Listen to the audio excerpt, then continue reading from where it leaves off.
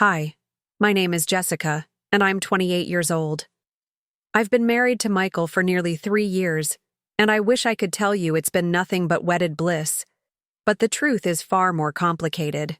The biggest challenge hasn't been adjusting to married life, or even the lingering effects of Michael's military service. It's been his mother, Victoria. She's made it her mission to remind me that I don't belong in her prestigious family, constantly, telling me to know my place.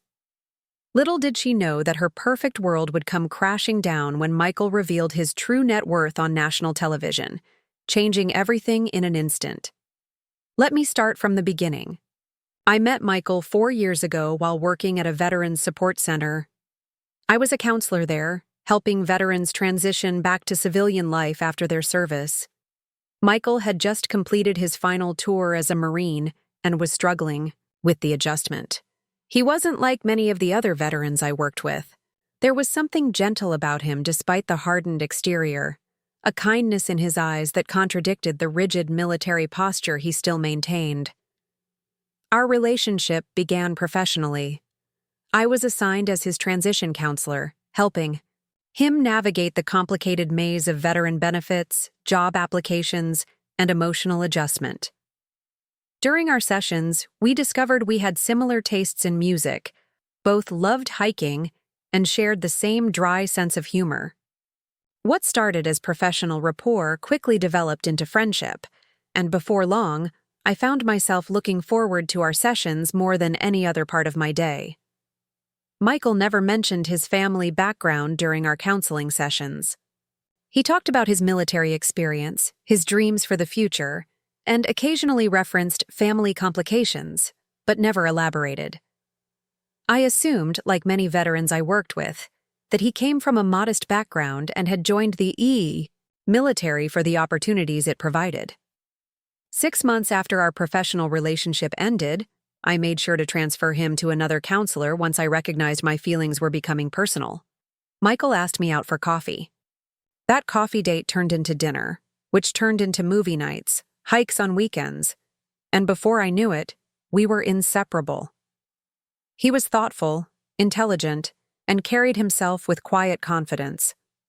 When he spoke about his military service, it wasn't with bravado but with humility and sometimes pain. I found myself falling deeply in love with this man who had seen the worst of humanity but still chose kindness. A year into our relationship, Michael proposed during a sunset hike to our favorite lookout point. The ring was simple but beautiful, a modest diamond that I later learned had belonged to his grandmother. I said yes without hesitation. I wasn't just marrying Michael. I was choosing a future with someone who understood sacrifice and valued the simple things in life. Or so I thought. The first hint that something was different about Michael's background came when we began planning our wedding. I suggested a small ceremony at a local park, something intimate with just close friends and family. Michael seemed hesitant. My mother will expect something more formal, he said cautiously. We can compromise, I assured him, thinking his mother probably had traditional values about church weddings. Michael ran his hand through his hair, something he did when anxious. Jess, there's something I should tell you about my family. That night, Michael revealed that his family wasn't just well off, they were extraordinarily wealthy. The Harrington name, which I had never connected to any particular industry, was apparently well known in banking circles. Michael's grandfather had founded Harrington Financial Group, now one of the largest private investment firms on the East Coast. His father had expanded the business internationally, and Michael had been groomed since birth to eventually take over. But you joined the Marines, I said, confused by this revelation. Michael's expression darkened. Against my parents' wishes. They wanted me to go straight into the business after college, but I needed to find my own path. Serving gave me purpose outside the Harrington name. Why didn't you tell me sooner? I asked, not angry but bewildered. That such a significant part of his life had remained hidden. He took my hands in his. Because for the first time, someone saw me for me, not as a Harrington, not as an heir, just as Michael. With you, I could just be the ex-Marine trying to figure out his life, not someone with expectations and family legacy weighing him down. Understood his reasoning. But I couldn't help feeling unprepared for what this meant for our future. Michael assured me that his wealth didn't change anything between us. Had purposely lived modestly since leaving the military, using little of his trust fund and working regular jobs to feel normal. The small apartment we'd been planning to rent together after marriage wasn't a financial necessity, but a choice. His choice to live authentically. I don't want my family's money to define us, he said firmly, but I can't hide that part of my life from you anymore. I accepted his explanation and tried not to let this new information change my perception of our relationship. After all, I had fallen in love with Michael the veteran, Michael the kind soul with haunted eyes who was working through his trauma and building a new life. The fact that he had a trust fund didn't change who he was at his core. At least, that's what I told myself. What I didn't fully grasp that night was that along with Michael's wealth came his family, particularly his mother, Victoria Harrington. First met Victoria 3 weeks after our engagement at what Michael described as a small family dinner at his parents' home. Pulling up to the Harrington estate in our modest sedan, Michael's choice of car, which I now understood was a deliberate rejection of ostentation, I felt my stomach knot with anxiety. The house, or mansion, more accurately, sprawled across perfectly manicured grounds, its Georgian architecture imposing and elegant. "You didn't tell me you grew up in a literal palace," I whispered as Michael parked. He squeezed my hand reassuringly. "It's just a house, Jess. Don't be intimidated." But it wasn't just a house, and as soon as we stepped inside, I knew I was out of my depth. The entryway alone was larger than my entire apartment, with gleaming marble floors and a crystal chandelier that probably cost more than my annual salary. A uniformed staff member greeted us and took our coats. My best blazer suddenly seemed shabby, directing us to the small dining room, which turned out to be a formal space that could comfortably seat 20. Victoria Harrington made her grand entrance 10 minutes after we arrived. She glided into the room like a queen, slim and elegant in a designer dress that exuded wealth without being flashy. Her silver-streaked dark hair was perfectly styled, her makeup impeccable despite being in her own home for a casual family dinner. She was beautiful in a severe way, with the same striking blue eyes as Michael, though hers lacked his warmth. "Michael, darling," she said, air-kissing both his cheeks before turning her analytical gaze to me. I felt instantly assessed and categorized, and found wanting. "And you must be Jennifer." "Jessica," Michael corrected gently. "Of course," she replied without a hint of apology.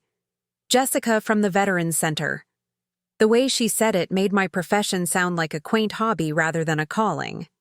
Michael's father, William, was more cordial but equally distant, shaking my hand firmly before immediately turning the conversation to business matters with Michael, conversations that pointedly excluded me. Throughout dinner, Victoria asked questions that seemed innocent on the surface but carried barbs beneath. "And where did you attend university, Jessica?" My state college elicited a barely perceptible eyebrow raise. "How fascinating that you work with veterans. Such noble charity work." "It wasn't charity. It was my career." "And your family is from Ohio, was it?" Said with the same tone one might use to reference a remote developing nation. Michael tried to redirect the conversation several times, highlighting my accomplishments and the important work done at the center, but Victoria skillfully maneuvered around these attempts, always bringing the focus back to the Harrington legacy, their social connections, and the expectations for Michael's future at the firm. By dessert, the message was clear. I might be Michael's choice, but I wasn't Victoria's, and she had no intention of making me feel welcome in their world. As we prepared to leave, Victoria cornered me in the hallway while Michael was engaged in conversation with his father. "Jessica," she said softly, her voice honey-coated but her eyes cold. I want to be direct with you, as I believe honesty is important in family matters. I nodded, steeling myself for whatever was coming. Michael has always had a charitable heart. It's one of his endearing qualities, though sometimes it leads him to make impulsive decisions. She adjusted her diamond bracelet casually. His time in the military was a phase, a rebellion against his responsibilities. Now that he's returned, it's time for him to resume his proper place in society and in our family business. Michael makes his own decisions, I said, trying to keep my voice steady. Victoria's smile didn't reach her eyes. Of course he does, dear. But you must understand that being a Harrington comes with certain expectations and responsibilities. There's a particular way we conduct ourselves, particular circles we move in. She placed a manicured hand lightly on my arm. I'm sure you're a lovely girl and very good at your job counseling those unfortunate veterans, but this world, our world, operates differently.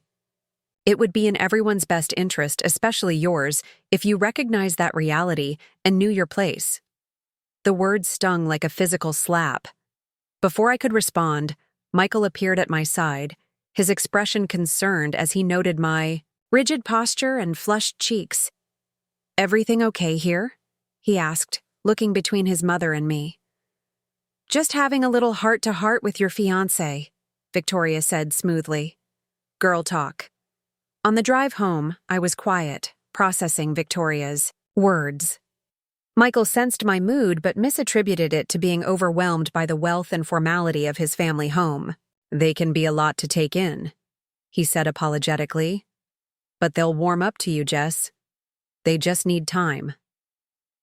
I didn't tell Michael about Victoria's know your place comment that night. Part of me was embarrassed, and another part didn't want to create conflict between him and his mother. Instead, I convinced myself that I could win Victoria over with time, that she would eventually see I wasn't a gold digger or a passing phase in Michael's life, but someone who genuinely loved him for who he was beyond the Harrington name and fortune. That was my first mistake. In the months that followed, Victoria's campaign against me was subtle but relentless. She insisted on being heavily involved in our wedding planning, constantly overriding my preferences for something more suitable for a Harrington wedding. The small, intimate ceremony I had envisioned morphed into an extravagant affair with over 300 guests, most of whom were business associates and social connections I had never met. When I expressed concern about the growing guest list to Michael, he seemed torn. I know it's not what you wanted, Jess, but these connections are important to my family. Can we compromise? Compromise, I quickly learned, meant deferring to Victoria's vision in almost every aspect. The simple dress I loved was deemed charming, but inappropriate, and replaced with a designer gown Victoria selected. My choice of venue, a rustic barn with stunning views, was dismissed as quaint in favor of the prestigious Harrington Estate Gardens.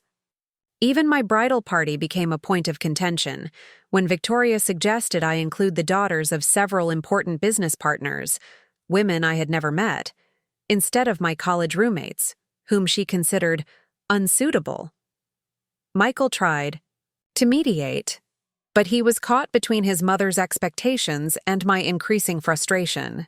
More concerning was how easily he slipped back into the Harrington heir role in his mother's presence, adopting her vernacular and priorities in ways that made him almost unrecognizable from the man I had fallen in love with at the Veterans Center. 2 weeks before the wedding, during a final dress fitting that Victoria had insisted on attending, she found me alone in the dressing room struggling with the elaborate gown. "It's beautiful on you," she said, her tone falsely sweet. "Much more appropriate than that simple thing you wanted. You see, Jessica, this is what being a Harrington means, understanding image and presentation." I met her eyes in the mirror. I thought marrying Michael meant becoming his partner, not changing who I am. Victoria's smile tightened. Marriage, especially into a family like ours, is about adaptation. Michael has responsibilities, a legacy to uphold. If you truly love him, you'll help him fulfill his potential rather than pulling him down into— She gestured vaguely. Whatever working-class fantasy you've been living? Michael values helping veterans, I defended. That's not a fantasy, it's meaningful work. It was a phase, Victoria dismissed, a way of processing his misguided military adventure. But that chapter is closed now. He'll be taking his position at the firm after the honeymoon, where he belongs. She smoothed an invisible wrinkle from the gown's train. And you, my dear, would do well to start thinking about suitable charitable boards to join, ones appropriate for a Harrington wife. Perhaps the Symphony Auxiliary? Nothing too hands-on.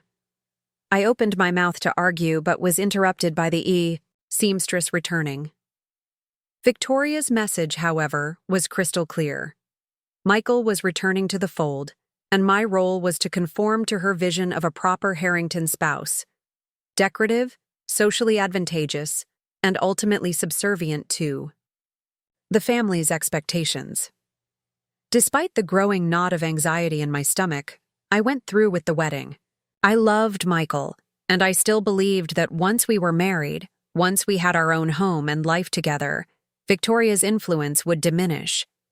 We would find our balance between his family obligations and the genuine, meaningful life we had planned together. The wedding itself was a blur of faces I didn't recognize, customs I didn't understand, and a persistent feeling of being a stranger at my own ceremony. The only genuine moment came during our vows when Michael's eyes locked with mine, and I saw a flash of the man I had fallen in love with, vulnerable, sincere, and present.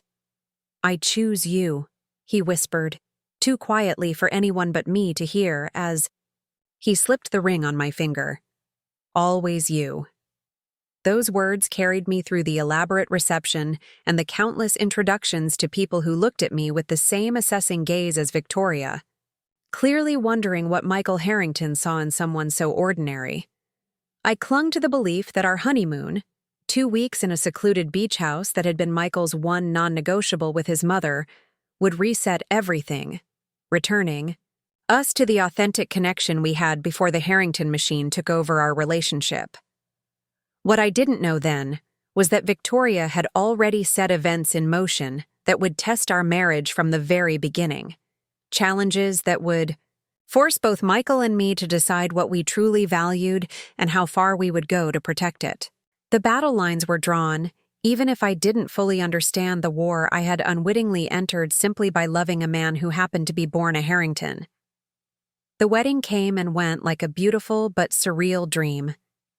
Instead of the intimate gathering I'd imagined, it was a society event featured in the lifestyle section of 3 major newspapers. I smiled dutifully for photographers I didn't know, danced with business associates whose names I couldn't remember, and tried to ignore the whispers that followed me. The veteran counselor, they called me, as if my profession was some eccentric hobby I'd picked up rather than a calling. Michael seemed torn throughout the event, oscillating between the relaxed, genuine man I fell in love with and the polished Harrington air his mother expected. Each time Victoria appeared at his side, his posture stiffened and his smile became more practiced.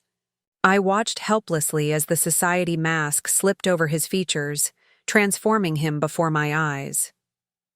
The honeymoon was our sanctuary, 2 blissful weeks in a private villa on a small Greek island where Michael was just Michael again. No Harrington, expectations, no Victoria orchestrating our every move. We swam in crystal-clear waters, ate at tiny local tavernas, and reconnected in ways that made me believe we could navigate the complicated reality waiting for us back home.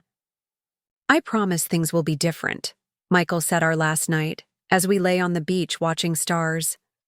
"I've lined up some interviews with veteran support organizations. I want to use my family's connections for something meaningful." I squeezed his hand, hope blooming in my chest. "That sounds perfect." "My father won't be thrilled," he admitted. "Neither will my mother. They're expecting me to step into a vice presidency at Harrington Financial."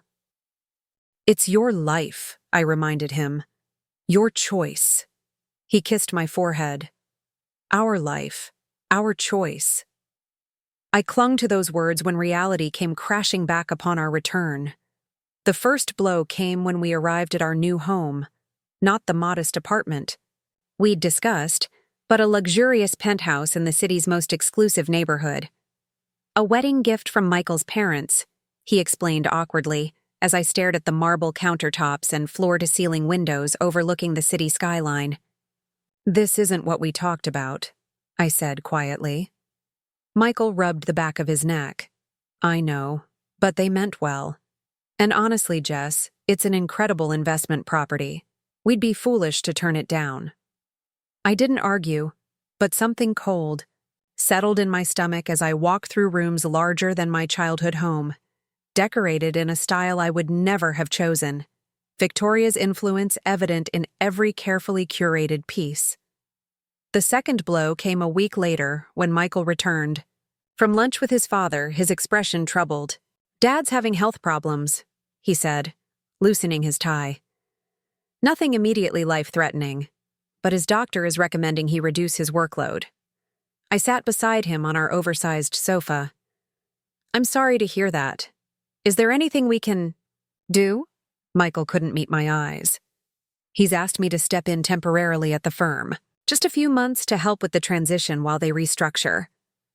"What about the veteran organizations? Your interviews?"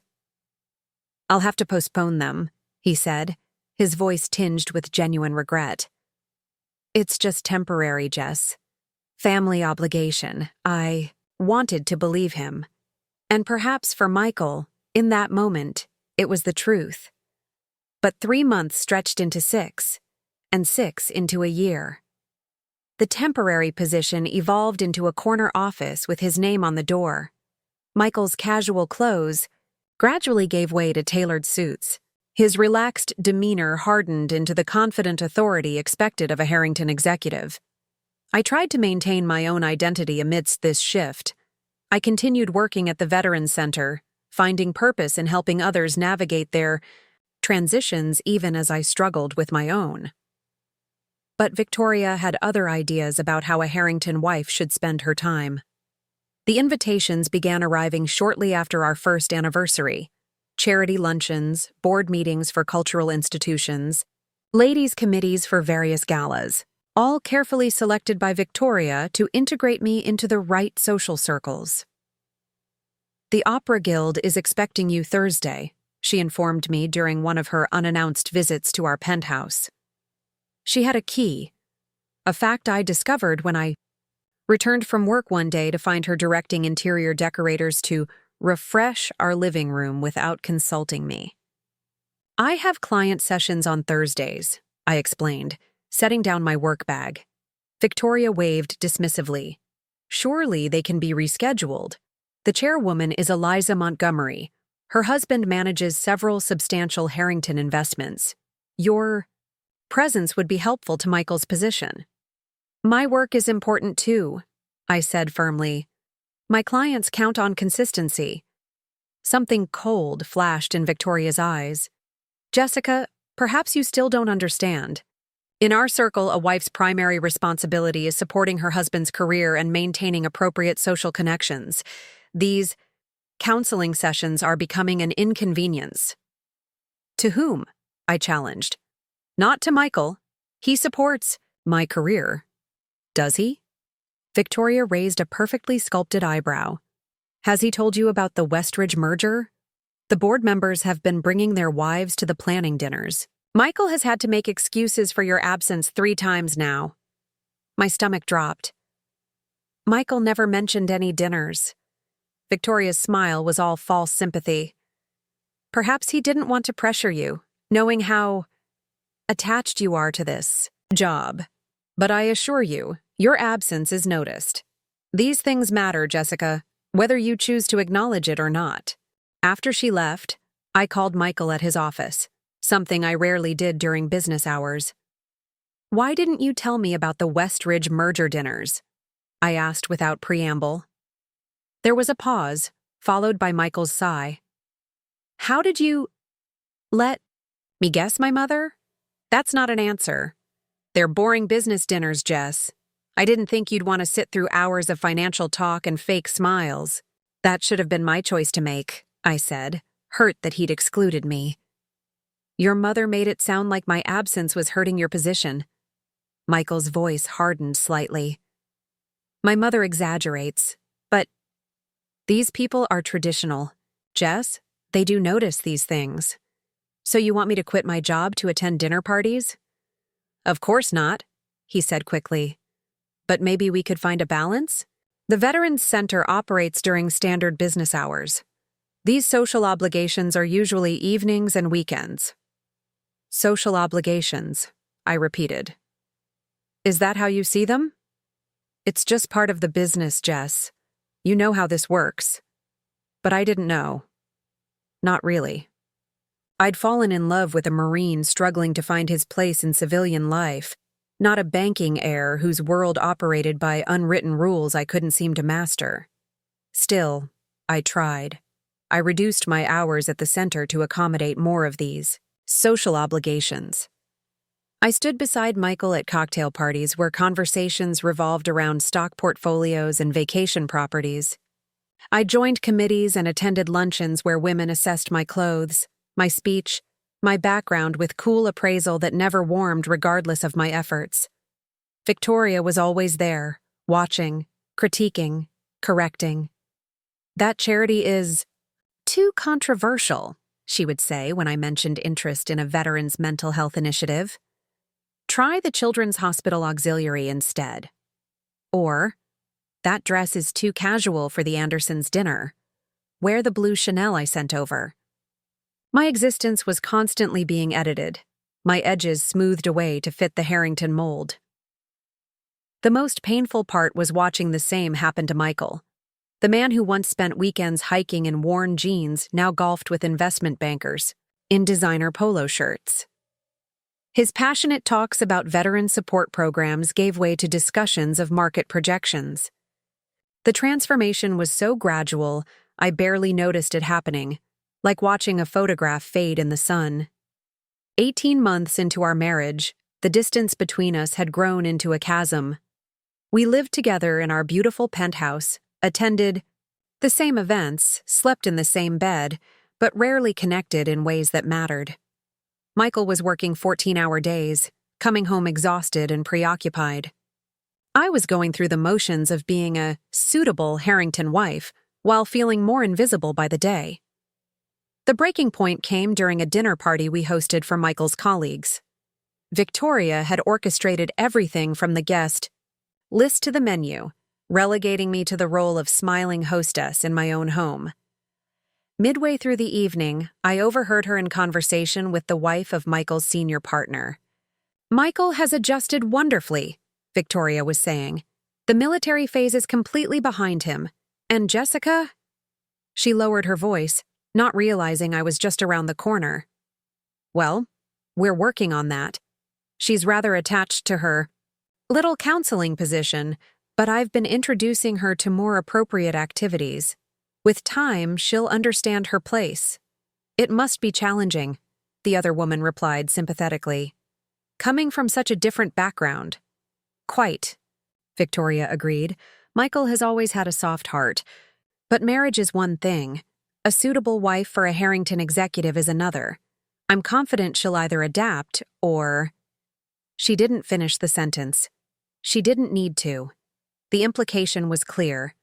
Adapt or be replaced. That night, after our guests departed, I confronted Michael. Your mother thinks I'm unsuitable, I said, kicking off my painful heels in our bedroom. Apparently, I either need to adapt or... Michael looked weary. My mother says a lot of things, Jess. Don't let her get to you. But she is getting to me. To us. Can't you see what's happening? We're becoming people I don't recognize. You haven't mentioned veteran support in months. When was the last time we went hiking? Hell, when was the last time we had a conversation that didn't revolve around the firm or some social event? Michael loosened his tie, defensive. I'm building something important here, Jess. My father's health isn't improving. The firm needs leadership.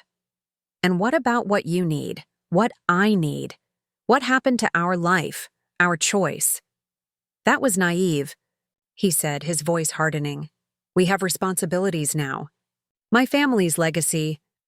Your family's legacy, I interrupted. Not ours. Never ours. Your mother has made that abundantly clear. Something flashed in Michael's eyes. Pain. Recognition? I couldn't tell. But it was quickly replaced by the polished Harrington mask I'd come to dread. You knew who I was when you married me, he said quietly. No, I whispered, tears threatening. I knew who you were when I fell in love with you. The man I married is becoming someone else entirely. He didn't deny it. He didn't comfort me. He simply turned away, murmuring something about an early meeting before heading to the guest bedroom. The next morning, Michael left before dawn. I went to work, mechanically moving through my counseling sessions while my own life felt like it was imploding. By afternoon, I'd made a decision. I would take a week away, visit my sister in Colorado, gain some perspective, decide if this marriage was still something I could fight for. I was packing a small suitcase when Victoria appeared at our door, using her key again without warning. Jessica, she greeted me with artificial warmth. I'm glad I caught you. I wanted to discuss the Harrington Foundation Gala next month. As Michael's wife, you'll need to… She stopped, noticing my suitcase. Are you going somewhere? I'm visiting my sister for a week, I said, continuing to pack. I need some space to think. Victoria's expression hardened. This is hardly the time for a personal vacation. The gala planning is entering a critical phase, and the Westridge merger is nearly finalized. Your presence is required. I zipped the suitcase closed. My presence as what, exactly? A decoration? Another Harrington asset to be managed? Your presence as Michael's wife, she said coldly. A position many women would be grateful to occupy. Including the ones you keep introducing to Michael at your events? I challenged, months of suspicion bubbling to the surface. Victoria didn't deny it. A Harrington needs a partner who understands the responsibilities that come with the name. Someone who prioritizes family legacy over personal indulgences. My career isn't an indulgence, I said, my voice shaking. It's who I am, who I've always been. And Michael used to understand that. Michael understands his obligations now, Victoria replied. He's accepted his place in this family. It's time you accepted yours. I lifted my suitcase. And if I don't? Victoria's smile was chilling. Then perhaps you should make your little trip more permanent. The Harrington family has survived much worse than an unfortunate first marriage. The calculated cruelty left me speechless. I walked past her to the door, pausing only to say, You may have convinced Michael to forget who he is, but you haven't won yet. Haven't I? Victoria called after me. Look around you, Jessica. Everything in your life, this apartment, your social standing, even your marriage, exists at the pleasure of the Harrington family. Without us, what do you have? I didn't answer her. I couldn't. Because in that moment of brutal clarity, I feared she might be right. Michael was slipping away from me, becoming the Harrington heir his mother had always wanted.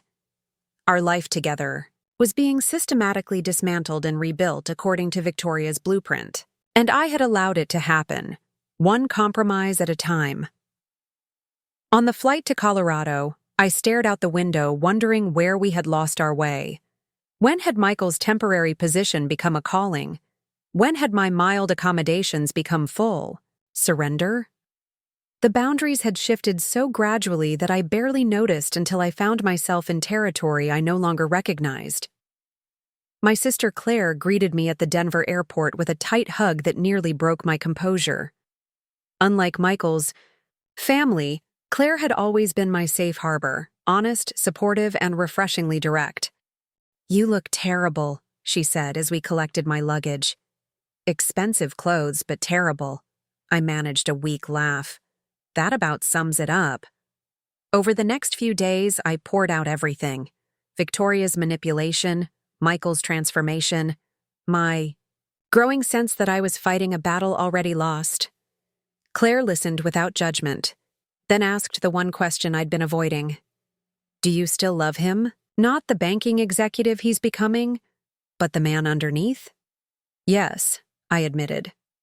I catch glimpses of him sometimes, when he's tired or when something reminds him of his service days. But those moments are getting rarer. Then what are you fighting for? Claire pressed. The man you fell in love with or the marriage you're supposed to want? I didn't have an answer. Not yet. On my third day in Colorado, Michael finally called.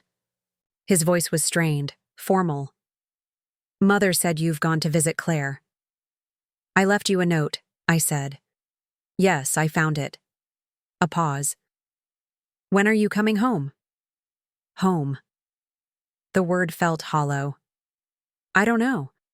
I needed space to think. About what? His tone sharpened. Jess, we have commitments. The Westridge signing dinner is this weekend. The foundation gala planning. Is that all you care about now? I interrupted. Dinners and galas and what your mother thinks? That's not fair, he said. I'm building a future for us. No, you're rebuilding yourself into someone I barely recognize. Someone who values status and family legacy over the things you used to believe in. Silence stretched between us.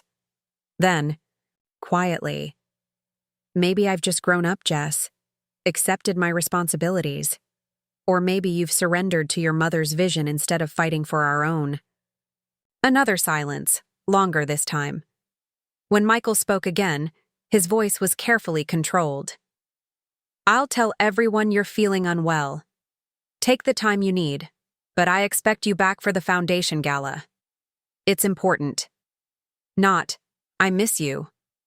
Not, we can work this out. Just another obligation to fulfill, another appearance to maintain. Goodbye, Michael, I said softly, and ended the call. That night, I cried until no tears remained. Claire held me, stroked my hair like we were children again, and promised that whatever I decided, I wouldn't face it alone. You were someone before. You were a Harrington wife, she reminded me. Someone valuable and whole. Don't let them make you forget that. I fell asleep thinking about the woman I had been when Michael first walked into my office at the Veterans Center. Confident, purposeful, defined by my own choices rather than someone else's expectations. Somewhere along the way, I'd lost her. Now I needed to decide if I could find her again within my marriage, or if that would require walking away from the Harrington world entirely. What I didn't know was that events were already in motion that would force both Michael and me to reveal our true priorities in the most public way possible.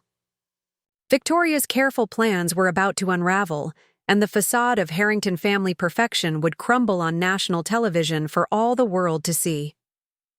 I spent a week with Claire in Colorado, hiking the same trails I used to love, breathing mountain air instead of the rarefied atmosphere of Harrington social events.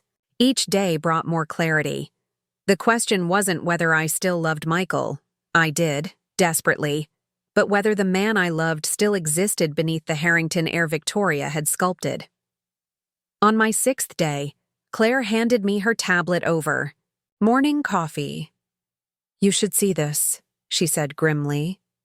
The screen showed a Society page article with a photo of Michael at a charity auction, smiling stiffly beside a willowy blonde woman I recognized as Diane Lowell, daughter of one of Harrington Financial's board members. The caption read, Harrington Financial VP Michael Harrington with close family friend Diane Lowell at the Children's Hospital benefit. My stomach clenched.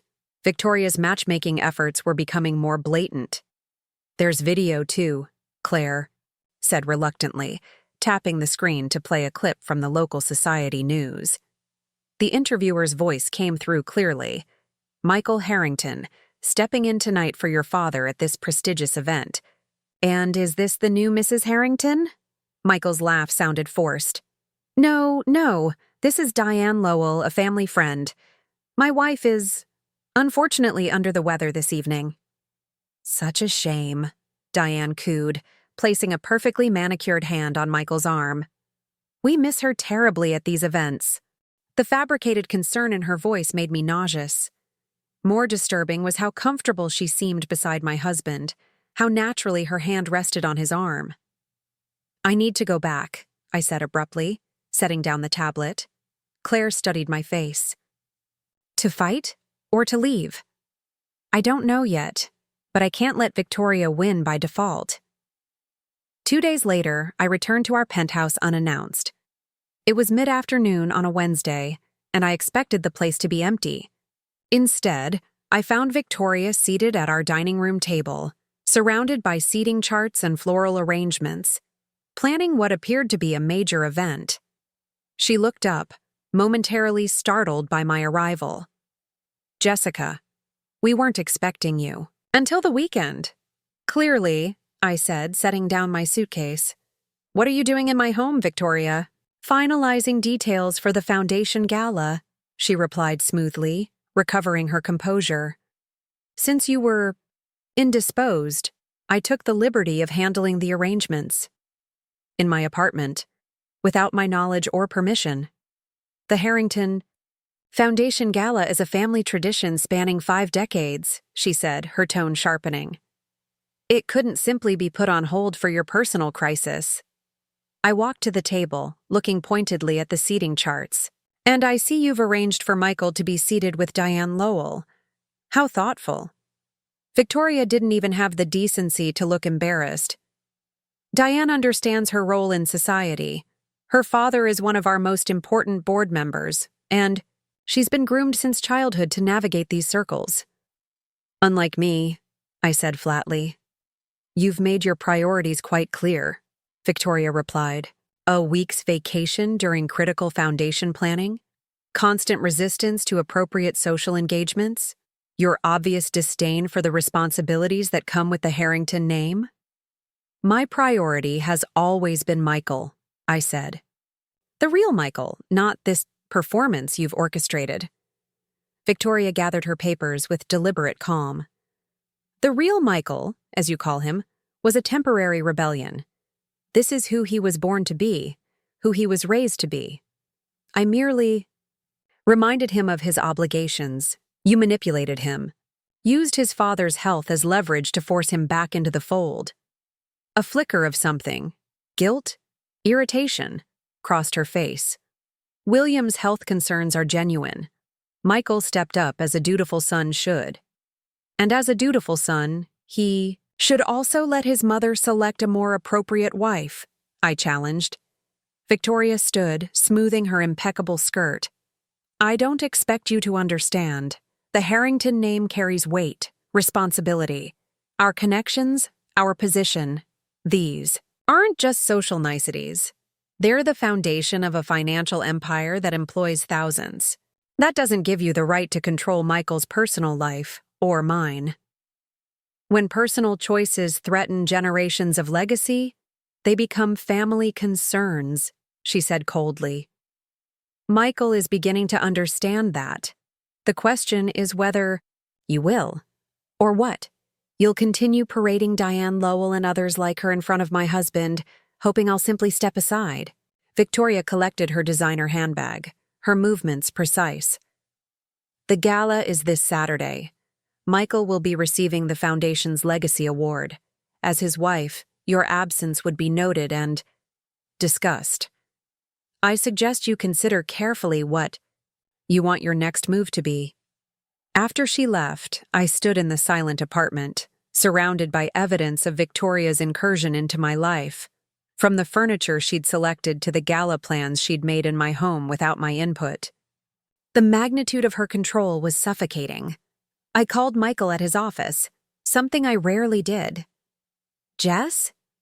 His voice held surprise and wariness. "You're back in town?" "I just found your mother planning your foundation gala in our dining room," I said without preamble. "Apparently, I've been replaced as both hostess and wife while I was away." Michael sighed heavily. "That's not fair. The gala planning couldn't wait, and you weren't here. Because I needed space to think about our marriage, Michael, about what we've become. Can we discuss this later? I'm heading into a board meeting in 5 minutes. No, I said firmly. We've been postponing this conversation for too long. Your mother is actively trying to replace me with Diane Lowell or someone like her. She's made that abundantly clear. There was a long pause. Mother can be traditional in her thinking. But she doesn't make my decisions for me, doesn't she? Look at your life now, Michael. Look at what you've become. Is any of this what you really wanted? Another pause. Longer this time. When he spoke again, his voice was tight with controlled emotion. I have responsibilities, Jess, to the firm, to my family. My father's health is being used to manipulate you, I interrupted.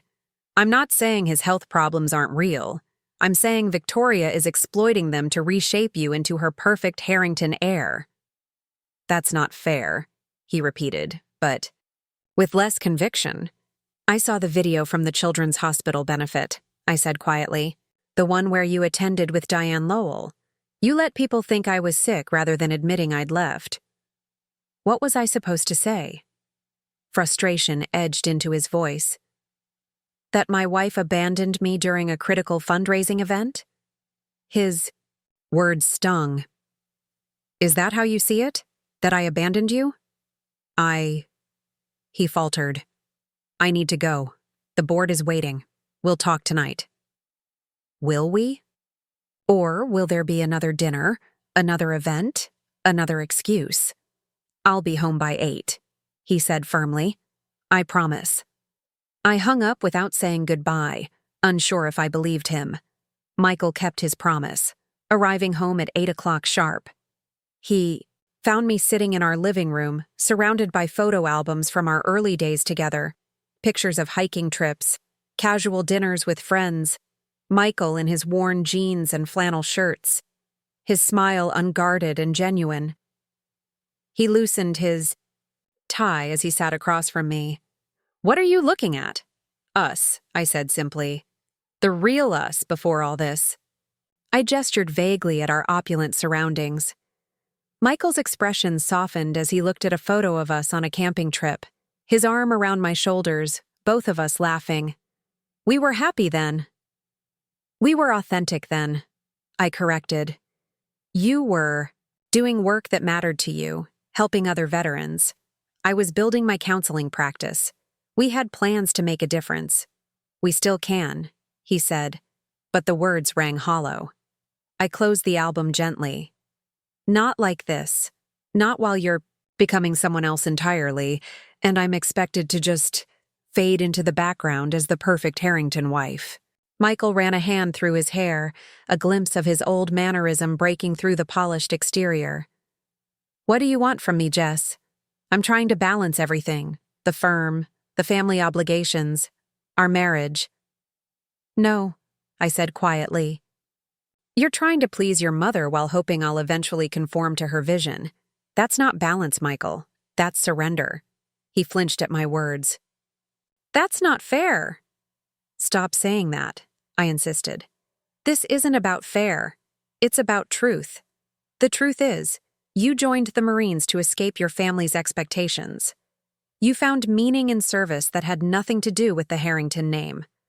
You fell in love with me because I saw you, the real you, not the banking heir. Michael stood abruptly, pacing to the window that overlooked the city. And now you think I've lost myself? That I've become some puppet for my mother to manipulate? Haven't. You? I challenged. When was the last time you mentioned helping veterans? When was the last time we did anything that wasn't orchestrated by Victoria or beneficial to Harrington Financial? He didn't answer immediately, staring out at the city lights. It's complicated, Jess. The firm employs thousands of people. The foundation funds critical research. These aren't just social games. There's real impact. I'm not saying the work isn't valuable, I said, joining him at the window. I'm saying it wasn't your choice. You were manipulated back into this. roll through guilt and obligation. And now Victoria is trying to complete her perfect vision by replacing me with someone more suitable. Michael turned to me, genuine alarm flashing across his features. No one is replacing you. Then why was Diane Lowell on your arm at the benefit? Why is your mother arranging for her to sit beside you at the gala? Why have you been allowing all of this to happen without standing up for me? For us? He faltered, the confident Harrington executive momentarily giving way to the conflicted man I'd fallen in love with. I've been trying to navigate an impossible situation. By sacrificing our marriage at the altar of your family's expectations, I said softly. Michael's phone buzzed in his pocket, the particular tone he'd set for his mother. The moment of vulnerability vanished as he straightened reflexively, reaching for the device. I caught his hand. Don't answer it. It could be important. It's always important, Michael. That's how she controls you. Everything is always an emergency, always critical, always demanding your immediate attention. He hesitated, then reluctantly returned the phone to his pocket. The gala is this Saturday, he said after a moment. The Westridge merger will be announced there. It's a significant moment for the firm, for my father's legacy. And for you? What does it mean for you? Michael looked genuinely confused by the question. It's my responsibility, my role. But is it what you want? I pressed. If you stripped away the Harrington expectations, the family legacy, your mother's manipulation, what would you choose for yourself? He had no answer, and that told me everything. I'll attend the gala, I said finally. Not for Victoria, not for the Harrington name, but for you. One last time. After that, we need to make some serious decisions about our future. Relief, visibly, washed over him. Thank you. It means a lot to have you there. I nodded, not trusting myself to speak further. In that moment, I realized I was preparing to say goodbye, not necessarily to Michael, but to the illusion that we could maintain our authentic selves within the gilded cage Victoria had constructed around us. The next day, I did something I hadn't done in months. I visited my old office at the Veterans Center. The familiar environment, modest furnishings, walls covered with resource information, the lingering scent of cheap coffee, felt more like home than our luxury penthouse ever had. My former supervisor, Lydia, welcomed me with a warm hug. Jessica, what a wonderful surprise. We've missed you around here. I'd reduced my hours so drastically that I barely maintained a presence at the center anymore. Another compromise in a long string of sacrifices. I've missed this place, I admitted. I've missed feeling useful. Lydia's keen eyes assessed me. You look expensive but unhappy, she said bluntly. The Harrington life not all it's cracked up to be? I laughed despite myself. Is it that obvious? Only to someone who knew you before, she said kindly. You used to practically vibrate with purpose. Now you seem muted. We talked for over an hour. I confided my struggles, the growing distance between Michael and me, Victoria's relentless campaign to remold us both into her vision of Harrington perfection. The worst part, I confessed, is watching Michael slowly disappear into this role he never wanted. He joined the Marines to escape exactly this life, and now he's been guilt-tripped right back into it. Lydia considered this. People are complicated, Jess. Maybe part of him always knew he'd return to the family business. Maybe he's finding genuine fulfillment there. You didn't know him before, I insisted. He was passionate about helping other veterans, about making a difference that had nothing to do with his family name.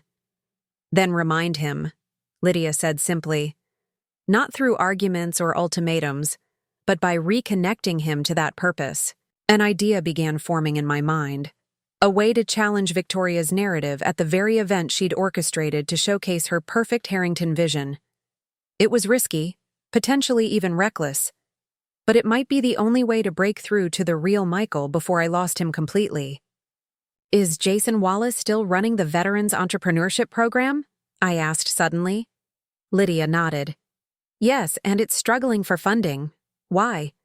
Because, I said, a plan crystallizing, I think the Harrington Foundation might be looking for a new flagship initiative, one with real impact rather than just social prestige. The next few days passed in a blur of preparation. Victoria summoned me for a final fitting of the gown she'd selected for me to wear to the gala, an elegant but conservative design that perfectly embodied her vision of a Harrington wife. I smiled and nodded, playing the part of the contrite spouse who had seen the error of her ways and returned to the fold. Meanwhile, I was making calls, gathering materials, and preparing for a moment that would either save my marriage or end it definitively. The night of the gala arrived, a glittering affair at the city's most exclusive hotel. Victoria had spared no expense: crystal chandeliers, cascading floral arrangements, an orchestra playing subdued classical music as the city's elite mingled over champagne and canapes. I entered on Michael's arm, feeling every eye in the room assessing us. The society matrons whispering behind their hands. The business associates measuring Michael's suitability as William Harrington's successor. Victoria herself, watching from across the room with calculating eyes as she ensured her perfect tableau unfolded according to plan. "You look beautiful," Michael murmured as we made our way through the crowd. I smoothed the silk of the gown Victoria had chosen. "I look appropriate," I corrected softly. "There's a difference." Before he could respond, we were swept into the choreographed dance of greetings and small talk that characterized these events. Victoria materialized at my elbow periodically, subtly directing our movements, steering Michael toward important business contacts, positioning me with the wives of board members, ensuring Diane Lowell remained prominently in our orbit. The moment approached for Michael to receive the legacy award and announce the Westridge merger. According to Victoria's carefully constructed program, William Harrington would present the award to his son, symbolizing the passing of the torch, followed by Michael's announcement of the merger that would cement Harrington Financial's dominance in the market. What Victoria didn't know was that I had made one small adjustment to the evening's proceedings, an adjustment that would force both Michael and me to show our true colors before everyone who mattered in the Harrington world. William took the stage, looking frailer than I remembered, but still commanding respect as he spoke about the Harrington legacy of financial excellence and community leadership. He called Michael forward to receive the Crystal Award, pride evident in his voice despite his apparent fatigue. Michael accepted the award with practiced humility, thanking his father, the board, the foundation supporters.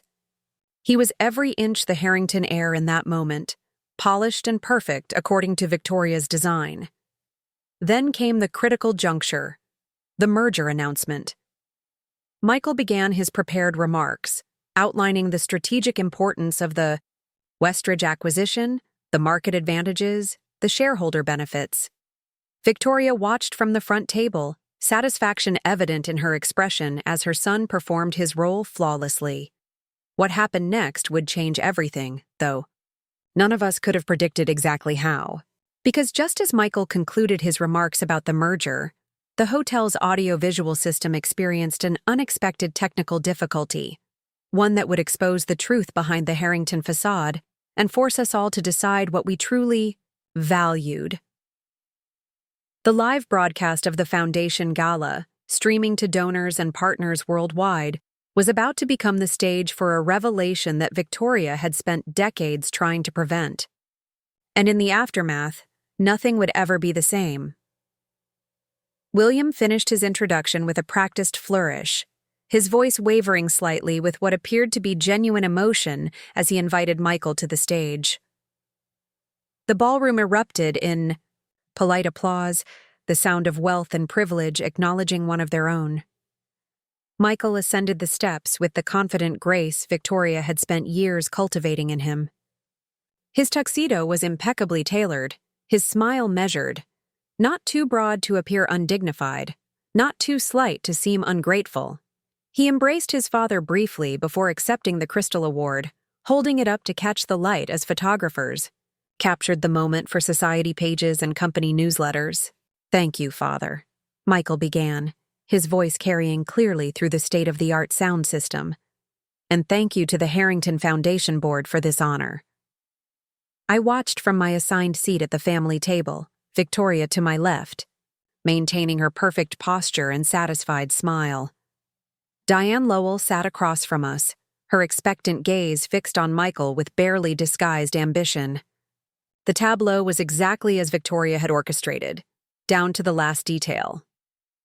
Michael continued with his prepared remarks, thanking major donors and acknowledging the Foundation's accomplishments over the past year. Each word was carefully calibrated to reinforce the Harrington legacy of financial stewardship and calculated philanthropy. I could almost hear Victoria's coaching in his cadence. "Tonight represents a pivotal moment for Harrington Financial," Michael said, shifting to the business portion of his speech. "I'm pleased to announce that our acquisition of Westridge Capital is now complete." Murmurs of approval rippled through the audience. The merger had been rumored for months, but the confirmation still generated excitement among the financial elite gathered in the ballroom. The acquisition would indeed cement Harrington Financial's position as one of the country's dominant investment firms.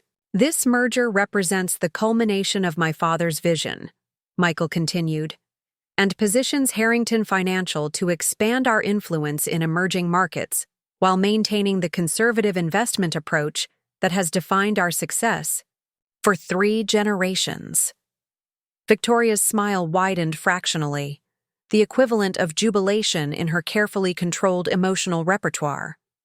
This was her moment of triumph, watching her son assume the mantle of Harrington responsibility she had spent decades preparing him for. Michael paused, taking a sip of water.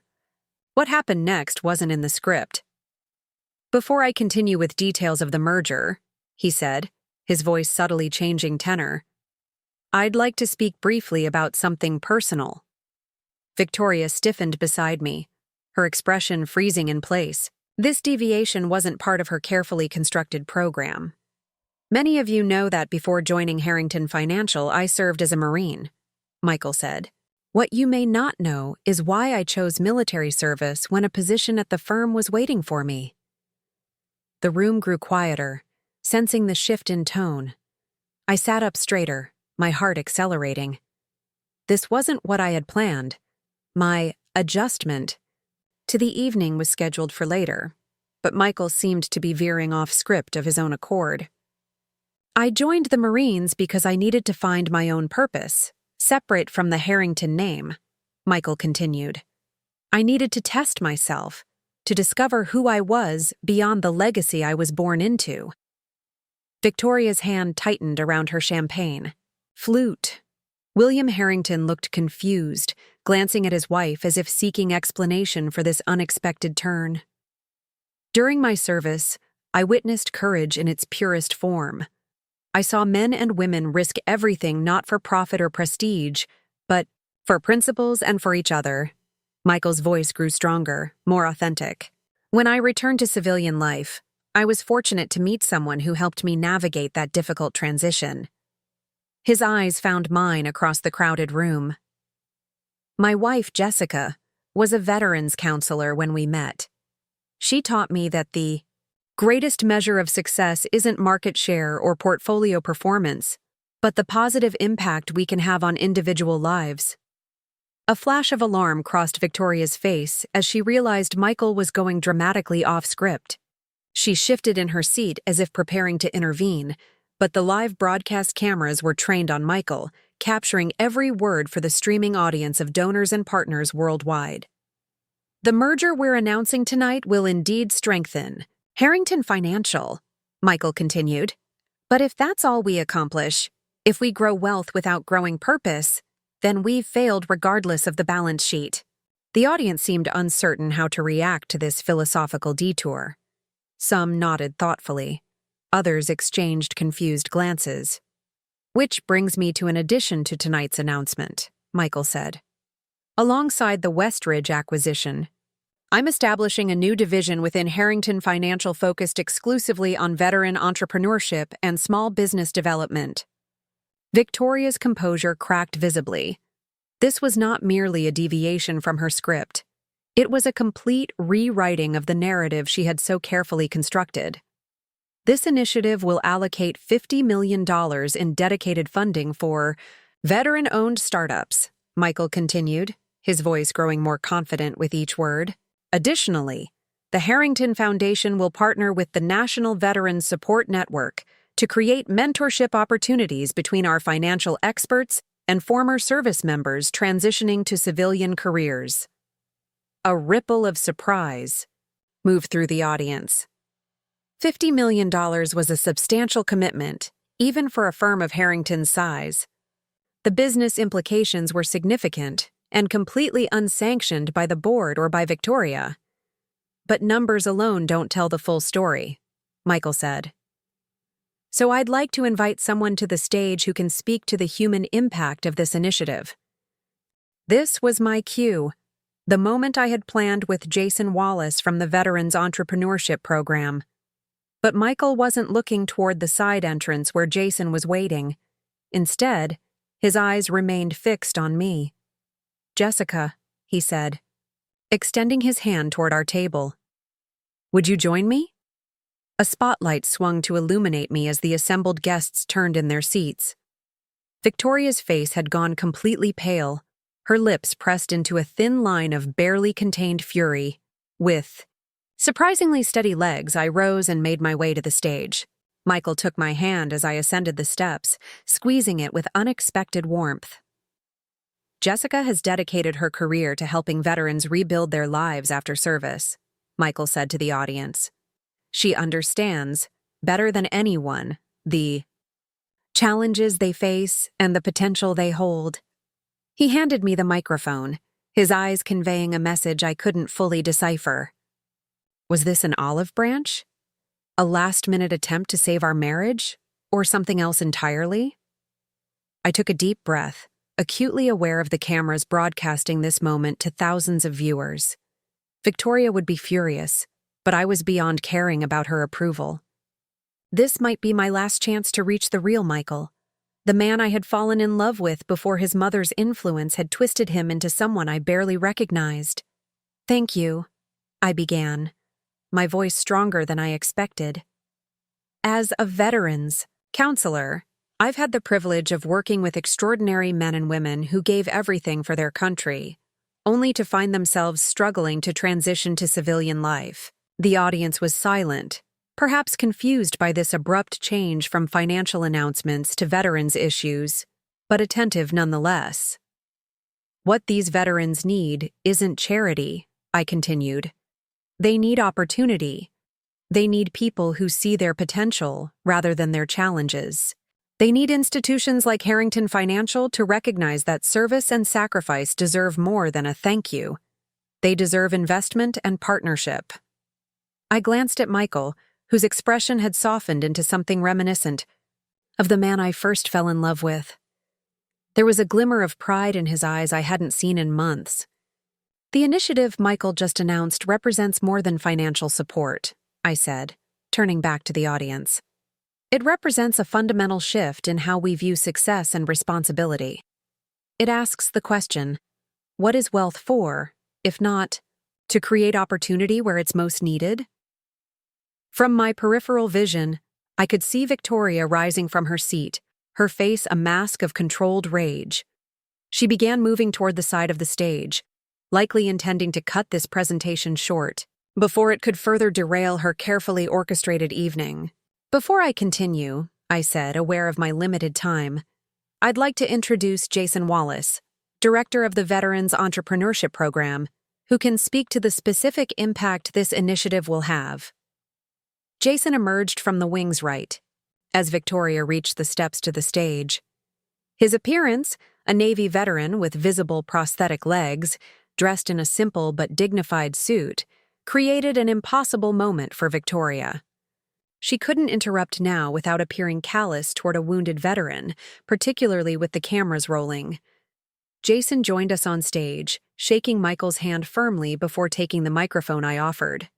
"Thank you, Jessica and Michael," he began, his straightforward manner a stark contrast to the polished performance typical of these events. "I'll be brief, as I know this is primarily a financial announcement, but I want to convey the real-world impact of what's being proposed tonight."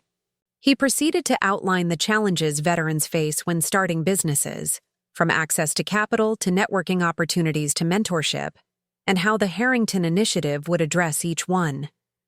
His presentation was concise but powerful, focusing on specific veterans whose lives would be transformed by this level of support. Victoria had retreated to the side of the stage, her posture rigid with fury but unable to intervene without creating a public relations disaster. The audience, initially confused by this detour from market analysis and merger details, was now fully engaged, some even nodding in approval. As Jason concluded, Michael stepped forward again, taking the microphone with newfound confidence. "Thank you, Jason," he said warmly. "Your program exemplifies exactly the kind of meaningful impact we aim to support." Then Michael turned to me, taking my hand in a gesture that seemed both public and deeply personal. "And thank you, Jessica," he said, his voice carrying through the sound system. "Not just for tonight, but for never letting me forget who I really am beneath the Harrington name." The audience applauded, responding to the genuine emotion in Michael's voice, even if they didn't fully understand the subtext. "Now," Michael continued, addressing the crowd again, "I promised details about the Westridge merger, and I won't disappoint the financial analysts in the room." He proceeded to outline the acquisition with impressive command of the details, but there was a subtle difference in his presentation. The numbers and projections were accurate, but he framed them in terms of responsibility rather than merely profit, emphasizing job preservation, community investment, and sustainable growth over short-term gains. Victoria watched from the sidelines, her expression unreadable as her son delivered a vision of Harrington Financial that diverged significantly from the one she had cultivated for decades. It wasn't a complete rejection of her values, but a transformation, an integration of his military experience, his father's business acumen, and perhaps my influence as well. As Michael concluded, the ballroom erupted in applause more enthusiastic than the polite acknowledgement that typically greeted financial presentations. There was a genuineness to his delivery that had connected with the audience on a human level, transcending the usual business platitudes. We descended from the stage together, Jason following behind us. Victoria intercepted us before we could return to our table, her smile fixed but her eyes glacial. "What exactly do you think you're doing?" she hissed, keeping her voice low enough that nearby guests couldn't hear. $50 million? A veterans program? None of this was approved by the board. "Actually, Mother," Michael replied calmly, "I discussed it with Father and the executive committee last week. They gave unanimous approval." Victoria's expression faltered. "William knew about this?" "It was his suggestion that we announce it tonight," Michael said. "He thought the gala would be the perfect venue to emphasize our commitment to community impact alongside financial performance." I glanced toward William Harrington, who was watching our exchange from his seat. He raised his glass slightly in acknowledgement, a small smile playing at his lips. Victoria followed my gaze, her composure slipping further as she realized her husband had sanctioned this deviation from her script. "You should have consulted me," she insisted, her voice strained. "This changes everything about the Foundation's direction." "It expands it," Michael corrected gently. "And with all due respect, Mother, while your input is valuable, these decisions ultimately rest with the CEO and the board." Victoria's eyes widened almost imperceptibly.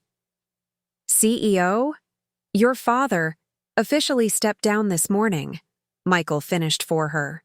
"The board voted me in as his successor. That was the other announcement planned for tonight, though we decided to wait until after the gala to make it public. The revelation seemed to physically rock Victoria.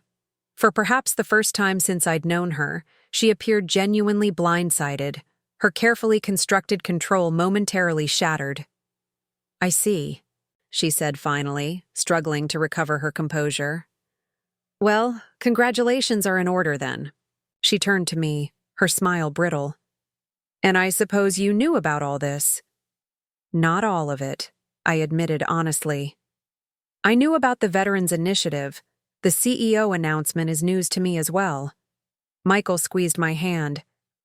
"I wanted it to be a surprise for everyone, even Jessica."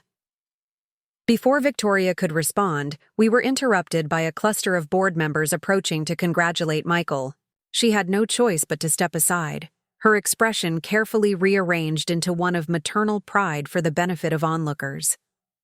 As the evening progressed, Michael and I circulated through the crowd together. For the first time in months, I felt like we were genuinely partners rather than performers in Victoria's production. Michael introduced me not as his wife, a mere extension of himself, but as a professional in my own right, emphasizing my work with veterans and my role in developing the new initiative. Victoria maintained her public composure, smiling graciously for photographers and making appropriate small talk with foundation donors. But I could feel her watching us, recalculating her approach now that the parameters had shifted so dramatically. Near the end of the evening, as guests began departing, a reporter from the financial news network that had been streaming the event approached Michael for a brief interview. "Mr. Harrington, congratulations on both the Westridge acquisition and your appointment as CEO," the reporter began. "This Veterans Initiative represents a significant financial commitment. Can you explain how it aligns with Harrington Financial's traditional investment strategy?" Michael glanced at me before answering, a small smile playing at his lips. "Harrington Financial has always been about long-term vision rather than short-term gains. Veterans represent one of America's most undervalued assets, individuals with proven leadership, discipline, and resilience. Investing in their success isn't charity, it's smart business."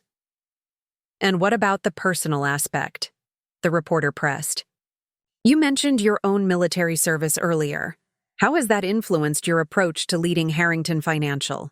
"My service taught me that true leadership isn't about position or authority," Michael replied. "It's about purpose and responsibility. The Harrington name comes with tremendous privilege, but privilege without purpose is empty." "Your mother, Victoria Harrington, has been a guiding force in the foundation for decades," the reporter continued. "How does she feel about this new direction?" Victoria materialized beside us as if summoned by the mention of her name, her timing impeccable as always. She slipped her arm through Michael's free one, creating a perfect family tableau for the camera. "I couldn't be prouder," she said smoothly, not a hint of her earlier fury visible. "Michael represents the future of the Harrington legacy, honoring tradition while embracing innovation. The Veterans Initiative perfectly embodies our family's commitment to responsible leadership." The performance was flawless, her ability to pivot and reframe the narrative impressive even to me who knew the truth. The reporter seemed satisfied, thanking us before moving to interview other attendees. As soon as the camera moved away, Victoria's grip on Michael's arm tightened. "We need to discuss this further," she said quietly. "All of it. Tomorrow morning, my house, 9 o'clock. "Mother," Michael replied with equal quietness, "I'm happy to meet with you, but as CEO, my schedule is rather full tomorrow, perhaps later." "In the week?" It was a subtle but clear message. The dynamics had changed. Michael was no longer available at her command. Victoria's smile didn't falter, but her eyes hardened. "Of course. Have your assistant coordinate with mine." She turned to me, her expression unreadable. "Jessica, I must commend your enthusiasm for veterans' causes. Perhaps you've found your place after all." The comment was perfectly calibrated. It could be interpreted as a compliment by anyone overhearing, while we both understood the barb beneath. I was still not the wife she had wanted for her son, but perhaps a useful one nonetheless. "Thank you, Victoria," I replied with equal ambiguity. "I've always known my place. I'm just grateful that Michael values it as well." She nodded slightly, acknowledging the riposte, before gliding away to bid farewell to departing guests. As the ballroom emptied, Michael and I found ourselves momentarily alone near the windows overlooking the city. The tension that had defined the evening gradually dissipated, leaving exhaustion in its wake. "So," I said finally, "CEO of Harrington Financial, when were you going to mention that?" Michael smiled ruefully. "It happened quickly. Father's decision. To step down completely rather than remain as chairman was unexpected. The board meeting was called yesterday morning." "And the Veterans Initiative? Was that your idea or mine?" I asked, genuinely curious about how our separate plans had converged. "Both, I think," he admitted. "After our conversation the other night, I couldn't stop thinking about what you said, about losing myself in this role. I reached out to some of my old Marine contacts, which led me to Jason's program." He paused. "I didn't know you were planning something similar." "I was going to have Jason make a surprise presentation," I explained. "I thought if you could reconnect with that part of yourself, the part that wanted to help veterans rather than just manage wealth." "You were right," Michael said softly. "I had lost sight of who I wanted to be. Mother is persuasive." "That's one word for it," I replied dryly. He took my hand, his expression serious. "I owe you an apology, Jess. Many apologies, actually. I let myself be molded back into the Harrington heir Mother wanted rather than fighting for the life we had planned together." "You're not the only one who compromised," I admitted. "I let myself fade into the background rather than standing firm. We were silent for a moment, the weight of months of accumulated distance between us. "What happens now?" I asked finally. Michael looked out at the city lights. "That depends. The CEO position is real. So is my commitment to the Veterans Initiative. But none of it matters if we can't find our way back to each other. Can we?" I wondered aloud. "After everything that's happened? Mother will never stop being Mother," he acknowledged with a wry smile. "And the Harrington name will always carry expectations. The question is whether we can create our own space within that reality, rather than being consumed by it." He turned to face me fully. "I love you, Jessica. Not because you fit some prescribed role, or because you conform to Mother's vision of a Harrington wife. I love you because you remind me of who I really am, who I want to be." The emotion in his voice was raw, unfiltered by the polished Harrington veneer. This was the Michael I had fallen in love with, breaking through the facade his mother had so carefully constructed. "I love you too," I said softly. "But love isn't enough without respect, without partnership. I can't go back to being invisible." "I don't want you to," he said firmly.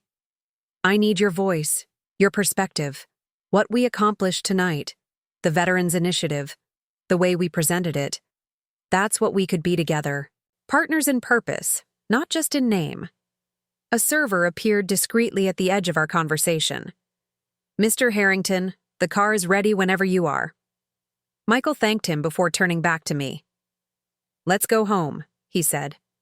"Not to the penthouse. That was never really ours.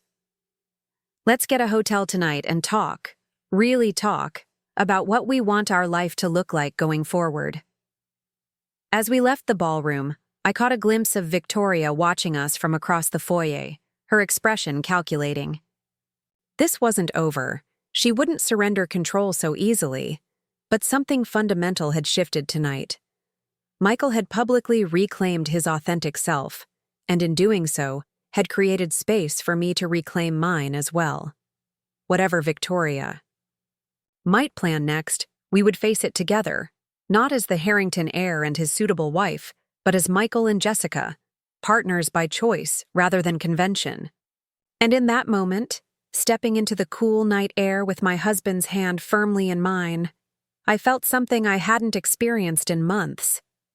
Hope. The morning after the gala, I woke to sunlight streaming through unfamiliar curtains. We had taken a suite at the Grand Hotel downtown rather than returning to the penthouse that had never truly felt like our home. Michael was already awake, sitting by the window with a cup of coffee, watching the city come to life below. "Good morning," he said, noticing my movement. "I ordered breakfast. Should be here soon." I sat up, still processing the events of the previous night. "So that really happened? All of it?" Michael smiled, a genuine expression that reminded me of our early days together. "All of it.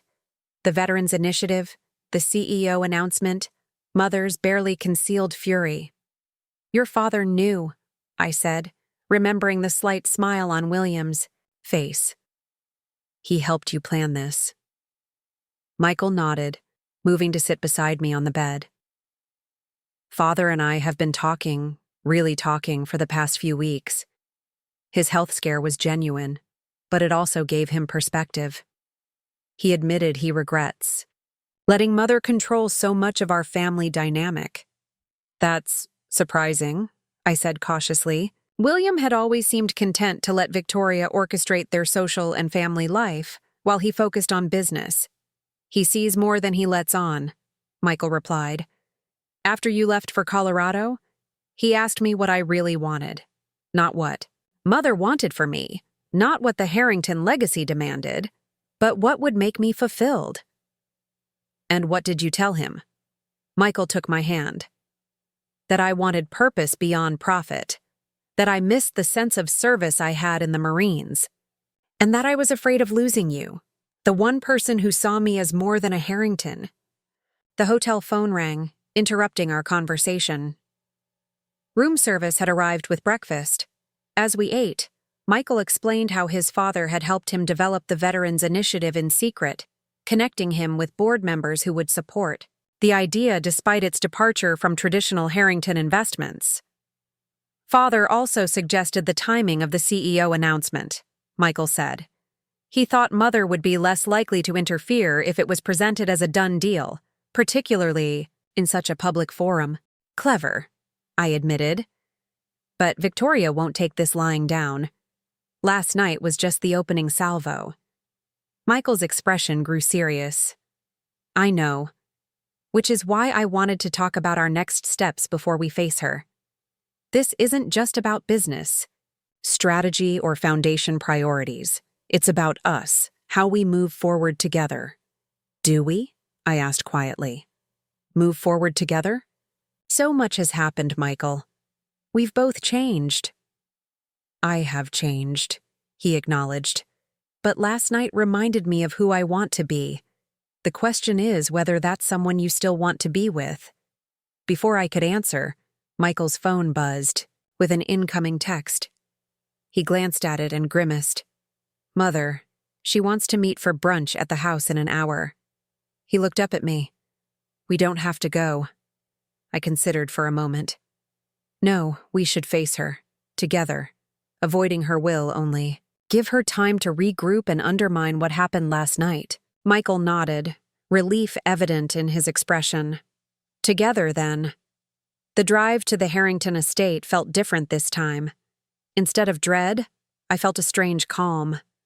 Whatever Victoria had planned, Michael and I were approaching this as partners, rather than as divided targets for her manipulation. The mansion looked exactly as it always had, imposing, perfect, coldly beautiful. A staff member greeted us at the door with the usual deference, directing us to the casual dining room where Victoria waited. She was seated at the head of the table, elegantly dressed despite the supposedly informal nature of the gathering. William sat to her right, looking more relaxed than I had ever seen him. The table was set for 4, with a lavish brunch spread that nobody had touched. "Michael, Jessica," Victoria greeted us with practiced warmth that didn't reach her eyes. "How lovely of you to join us. Mother, Father, Michael replied, helping me into a chair before taking his own. Thank you for the invitation.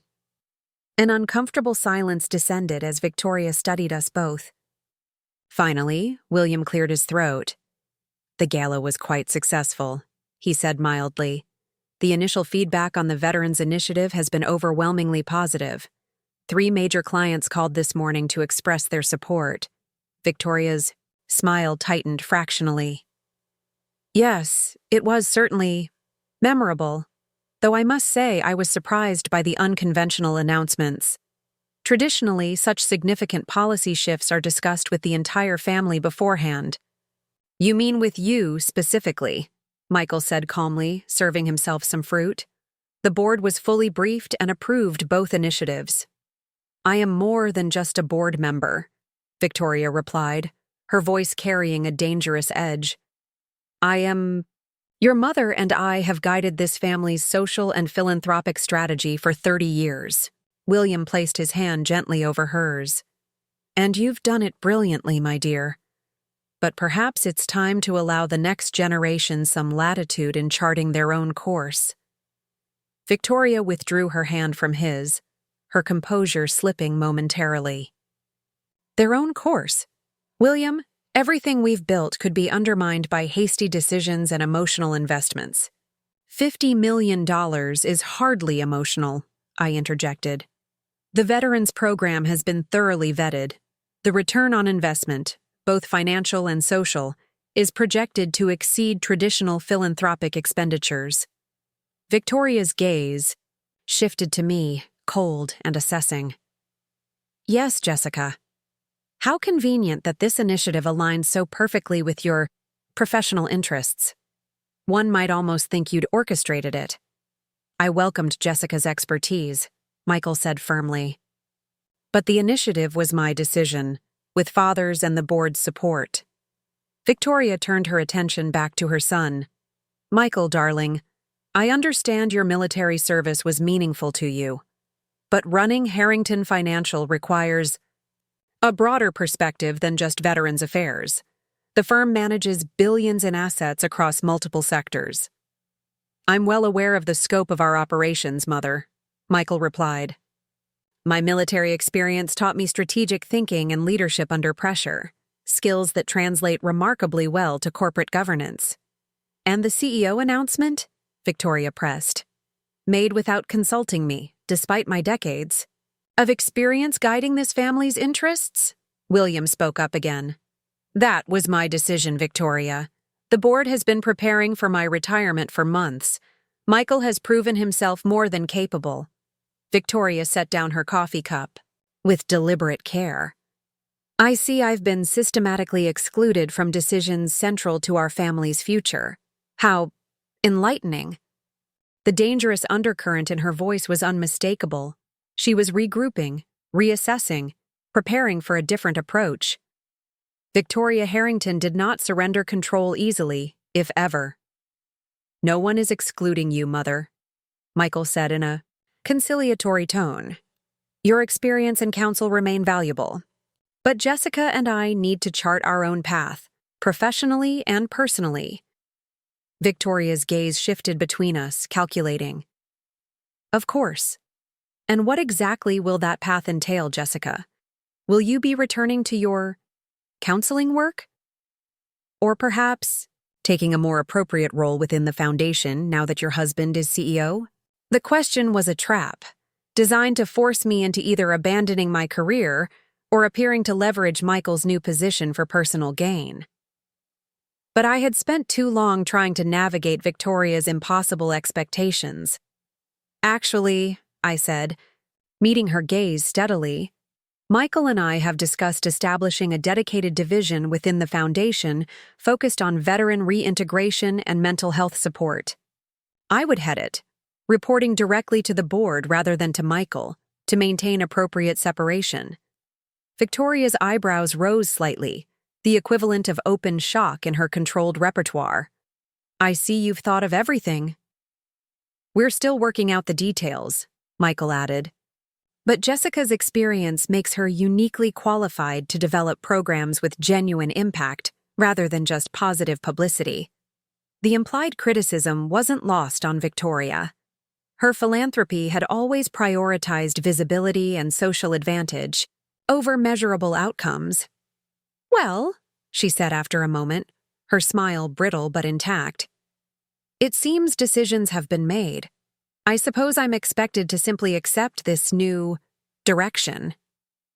"We're hoping for your support," Michael said carefully. "But yes, these changes will proceed regardless." Victoria set her napkin aside and rose gracefully from the table. "If you'll excuse me, I believe I have some calls to make. William, perhaps you could finish brunch with our son and his partner in these exciting new ventures." She departed, with perfect posture, not a hair out of place, her dignity intact despite the clear defeat. But I knew better than to believe this was over. Victoria was retreating to regroup, not surrendering the field. William waited until she was well out of earshot before sighing deeply. That went about as well as could be expected. "She'll try to undermine us," I said quietly. "This isn't over."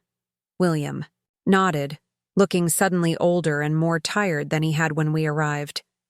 "Victoria doesn't adapt easily to changes she didn't orchestrate, but she's not unreasonable, just rigid in her vision of what the Harrington name represents. She tried to destroy our marriage," I reminded him.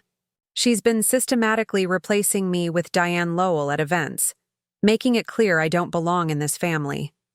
William had the grace to look ashamed. "I should have intervened sooner. Victoria's methods can be ruthless when she believes she's protecting the family's interests. But I've never seen Michael as happy as he was when you first married. That should have been my priority." Michael reached across the table to grasp his father's hand.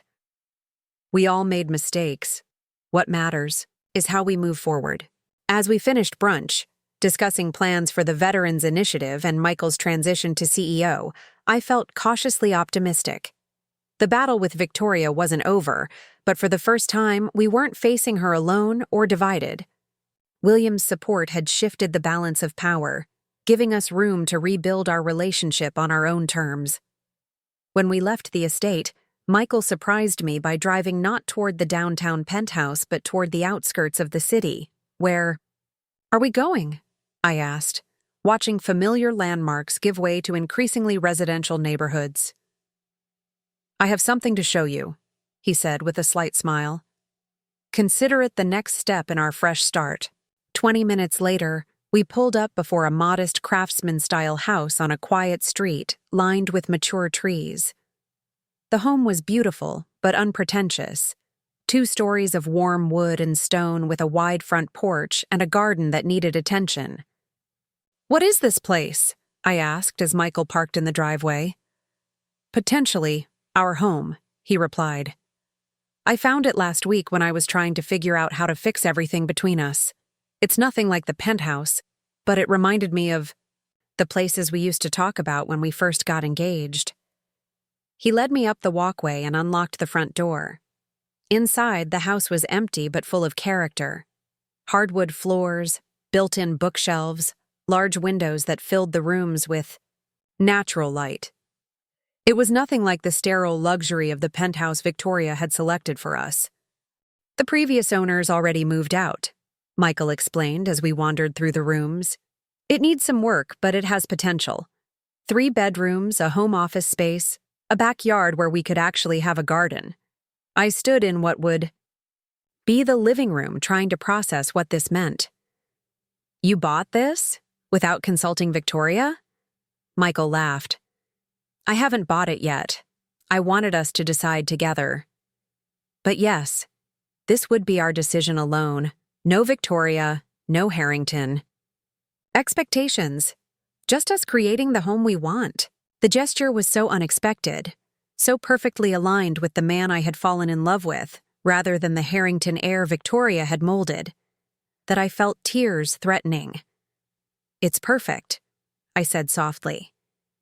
"It feels like us." Michael took my hands. "That's what I want back. Us.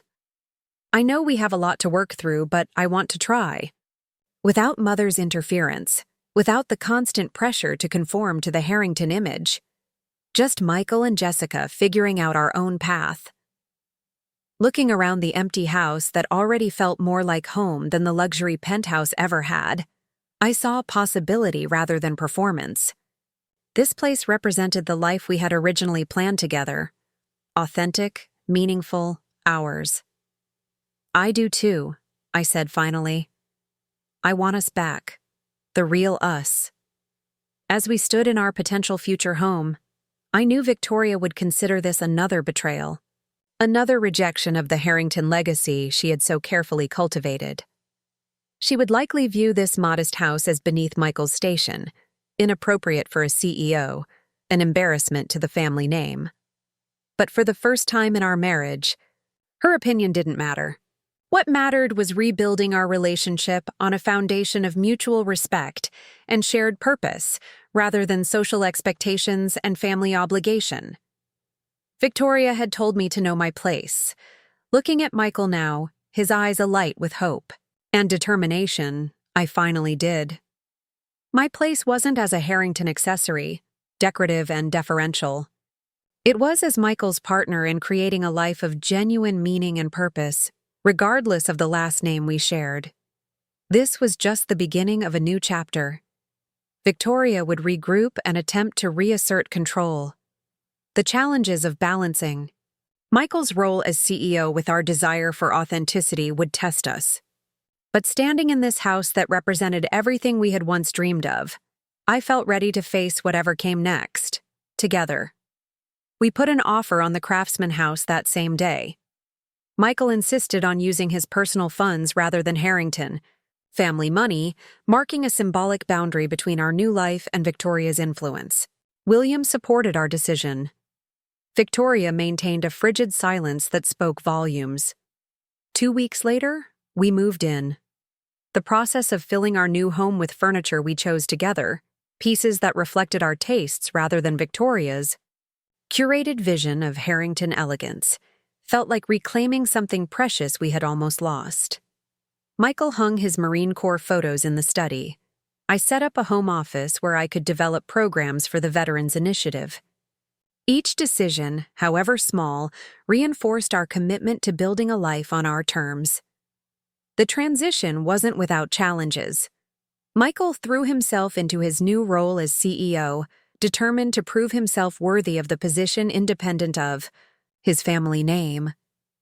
I worked with the Foundation Board to establish the Veterans Division, navigating the delicate balance of leveraging the Harrington resources without becoming entangled in Victoria's social machinations. Victoria herself remained a formidable presence on the periphery of our lives. She maintained her public composure, playing the role of supportive mother and mother-in-law when circumstances demanded it. But her true feelings manifested in subtler ways. Invitations that arrived too late for us to rearrange our schedules. Casual comments that undermined my expertise at foundation meetings, pointed introductions to more suitable partners for Michael at social events. She's never going to accept me, is she? I asked Michael one evening as we debriefed yet another uncomfortable foundation dinner where Victoria had seated me as far from Michael as protocol allowed. Michael sighed, loosening his tie as he settled beside me on our porch swing. Probably, not entirely. Mother doesn't adapt well to situations she can't control. Does it bother you? I asked, watching his face carefully. Being caught between us? He considered the question seriously. Not in the way it once did. I've realized I can respect her business acumen, appreciate what she built with Father, but still choose a different path. I don't need her approval to know I'm making the right choices. 3 months after we moved into our new home, Victoria made her most direct move yet. She arranged a private lunch with Diane Lowell's father, Gordon, a key board member at Harrington. Financial. The agenda, ostensibly about foundation matters, quickly revealed itself as something more calculated when Victoria happened to mention her concerns about Michael's leadership. She questioned my judgment about the Veterans Initiative, Gordon reported to Michael afterward, uncomfortable with Victoria's attempted manipulation. suggested it was emotionally driven rather than financially sound. When I disagreed, she implied you might be distracted by personal matters. Personal matters meaning my marriage, Michael clarified, his voice tight. Gordon nodded reluctantly. She mentioned that Diane has always had a special understanding of the demands placed on someone in your position. It was inappropriate. Michael thanked Gordon for his loyalty and immediately called an emergency meeting with his father and me. William was furious in his quiet, controlled way. "This crosses a line," he said, pacing our living room, undermining Michael's professional standing, attempting to manipulate board members. "It threatens the company, not just your marriage." "What do you suggest?" I asked, watching my normally composed father-in-law struggle with his anger. William stopped pacing, his decision made. "I think it's time Victoria takes a step back from both the foundation and the company. A sabbatical, if you will." Michael looked surprised. "Father, are you sure? Mother has been involved in every aspect of Harrington Enterprises for decades. Which is precisely why some distance would benefit everyone," William replied firmly. "Victoria needs to understand that her behavior has consequences. More importantly, she needs time to adjust to her new role as advisor, rather than director of the family's affairs." The conversation with Victoria took place the following day in William's study at the mansion. I hadn't been invited, but Michael provided a full account afterward. "She tried denial first," he explained as we sat in our backyard garden that evening. "Claimed Gordon had misunderstood her concerns, that she was merely playing devil's advocate about the investment strategy." "Did William believe her?" I asked. Michael shook his head. Father had already spoken with 2 other board members who reported similar conversations. When Mother realized she couldn't dismiss it as a misunderstanding, she switched to justification, claiming she was protecting the family legacy, ensuring the company remained strong. And then, Father told her she had a choice: take a 6-month sabbatical from all Harrington Enterprises, or he would publicly support my decision to remove her from the foundation board entirely. Michael's expression was a mixture of sadness and resolution. He told her, "You've forgotten that our legacy is our son, not just our name." Victoria chose the sabbatical, departing the following week for the Harrington Villa in the south of France. The official announcement cited her desire to focus on personal projects after decades of dedicated service to the family enterprises. The business world accepted the explanation without question. Those who knew Victoria well recognized the diplomatic exile for what it was. With Victoria temporarily removed from the equation, Michael and I found space to truly rebuild our relationship. We established boundaries between work and home, preserving time for the activities that had initially brought us together: hiking on weekends, cooking dinner together, having friends over for casual gatherings Victoria would have considered hopelessly pedestrian. The Veterans Initiative flourished under our joint guidance. The programs we developed, focusing on entrepreneurship, mental health support, and community integration, garnered national attention for their innovative approach and measurable outcomes. More importantly, they were making a genuine difference in veterans' lives, providing not just financial assistance, but meaningful pathways to purpose and fulfillment. 5 months into Victoria's sabbatical, as we were preparing for the initiative's first major public showcase, we received unexpected news. William called early one morning, his voice uncharacteristically tentative. "Your mother is returning next week," he told Michael. "She's asked to attend the Veterans Showcase." Michael covered the phone briefly to relay the information to me, his expression concerned. "Are you comfortable with that?" he asked. I considered the question seriously. Victoria had been a destructive force in our marriage, but her absence had allowed us to strengthen our foundation. Perhaps we were secure enough now to navigate her presence without being destabilized by it. Yes, I decided. Let her come. Victoria's return was preceded by a handwritten note delivered to our home. Not the penthouse she had selected, but the craftsman house she had never visited. The elegant script was unmistakably hers. Michael and Jessica, it read. My time away has provided perspective I perhaps should have sought earlier. I would appreciate the opportunity to speak with you both before the foundation event. Victoria. Not an apology, not quite, but an acknowledgement of sorts. After discussion, we invited her for tea the following afternoon. She arrived exactly on time, as impeccably dressed as ever, but somehow less imposing than I remembered. Perhaps it was the setting, our comfortable living room with its mismatched furniture and personal touches was a far cry from her carefully curated spaces. Thank you for seeing me, Victoria said, accepting the tea I offered with surprising grace. Your home is charming. From Victoria, this constituted significant restraint. The Victoria of 6 months ago would have found a dozen subtle ways to critique our choices. I've been following the progress of the Veterans Initiative from abroad, she continued after a moment. The financial returns are impressive, particularly for such a new program. We're more focused on the human impact, Michael replied, his tone neutral. But yes, the financial metrics have exceeded projections. Victoria nodded, setting down her teacup with deliberate care. William suggested I might benefit from seeing the program's impact firsthand at the showcase, if that's acceptable to you both. The question, the fact that she was asking rather than assuming her right to attend, represented a shift I wouldn't have thought possible. We'd welcome your presence, I said, surprised to find I meant it. Victoria's approval no longer felt necessary, which paradoxically made her potential support less threatening. She met my eyes directly. I owe you both an acknowledgement, if not an apology. I believed I was protecting the Harrington legacy by maintaining certain standards. I failed to recognize that legacy evolves through each generation, not despite them. It wasn't quite a concession, and it certainly didn't address the personal harm she had caused. But coming from Victoria, it represented a significant adjustment in worldview. Thank you for saying that, Michael said carefully. We value your experience and insight. We've never wanted to discard the foundation you and Father built, only to build upon it in ways meaningful to us. Victoria's expression softened fractionally.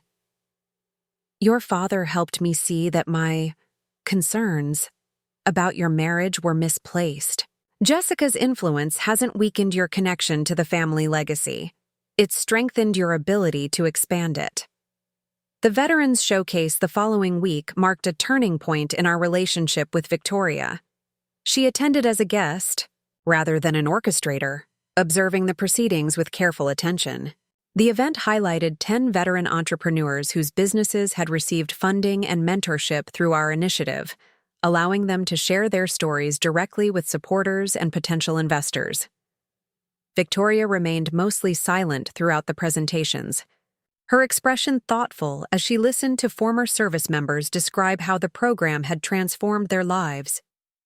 It was only during the reception afterward that she approached me, catching me alone near the refreshment table. This is remarkable work, she said quietly. You've created something of genuine substance. Thank you, I replied, surprised by her sincerity. That means a lot coming from you. Victoria hesitated, seeming to choose her words with unusual care. I misjudged you, Jessica.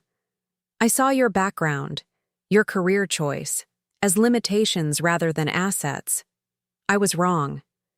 It wasn't an emotional apology, but from Victoria, this clinical acknowledgement of error was perhaps more meaningful than effusive remorse would have been.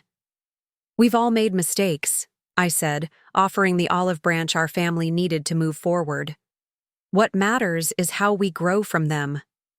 Victoria nodded, slightly a ghost of a genuine smile touching her lips. Indeed, perhaps we can all learn from each other. In the months that followed, we established a new equilibrium. Victoria returned to the foundation board, but focused her energies on areas separate from the Veterans Initiative. She began hosting family dinners again, but at restaurants rather than the mansion, neutral territory that symbolized the renegotiated boundaries of our relationship. Michael thrived as CEO, combining his father's financial acumen with his own commitment to ethical leadership and social impact. The Veterans Division expanded nationally, partnering with other corporations interested in replicating our model. I divided my time between program development and direct counseling work, maintaining the connection to individual veterans that had drawn me to the field initially. A year after the gala that had changed everything, Michael and I found ourselves back at the same hotel for the annual foundation event. This time, Victoria had consulted us on the planning, incorporating elements that reflected the foundation's evolved focus on measurable impact alongside social prestige. As we prepared to enter the ballroom, Michael paused, taking my hand. "Are you ready for this?" It's been quite a year. I squeezed his hand, thinking of how far we'd come, not just in our marriage or careers, but in defining success on our own terms. "More than ready." Victoria greeted us at the entrance, elegant as ever but somehow less formidable than she had once seemed. "Michael, Jessica," she acknowledged with a nod that conveyed respect if not warmth. "The board is particularly interested in your announcement tonight." The announcement in question was our newest initiative, a nationwide expansion of the Veterans Program, funded by a coalition of financial institutions inspired by Harrington's example. It represented everything Victoria had once feared: public, focus on veterans' issues, collaboration with external partners, a philanthropy model based on impact rather than influence. Yet here she stood, not undermining but facilitating our vision. Not because she fully embraced it.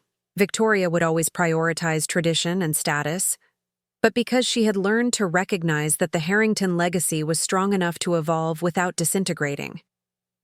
As Michael took the stage later, that evening to announce the expansion, I watched from my place beside Victoria at the family table. Once, this proximity would have felt like entering enemy territory. Now it simply felt like family, complex, imperfect, but ultimately connected by something stronger than disagreement. "The true measure of wealth," Michael was saying from the podium, "isn't what we accumulate but what we make possible for others." My military service taught me that the most valuable asset isn't financial capital, but human potential. With this expansion, we're investing in that potential across the country. Victoria leaned toward me slightly. "He's become quite the speaker," she observed. "William and I never had his natural ability to connect with an audience." "He's authentic," I replied. "People respond to that." Victoria considered this, her expression thoughtful. "Perhaps that's what I resisted most. The authenticity that didn't fit my vision of a Harrington. I'm beginning to see its value." It wasn't a declaration of unconditional support. Victoria would always believe in the importance of appropriate appearances, strategic connections, and maintaining certain standards. But her acknowledgement of different values represented a bridge neither of us had thought possible a year ago. As the audience applauded Michael's announcement, I realized that Victoria had been right about one thing all along. I needed to know my place. But my place wasn't what she had assumed, a subordinate position in the Harrington hierarchy, conforming to her vision of an appropriate wife. My place was exactly where I stood now, beside Michael as a partner, in front of veterans as an advocate, and even across from Victoria as an equal member of this complicated family.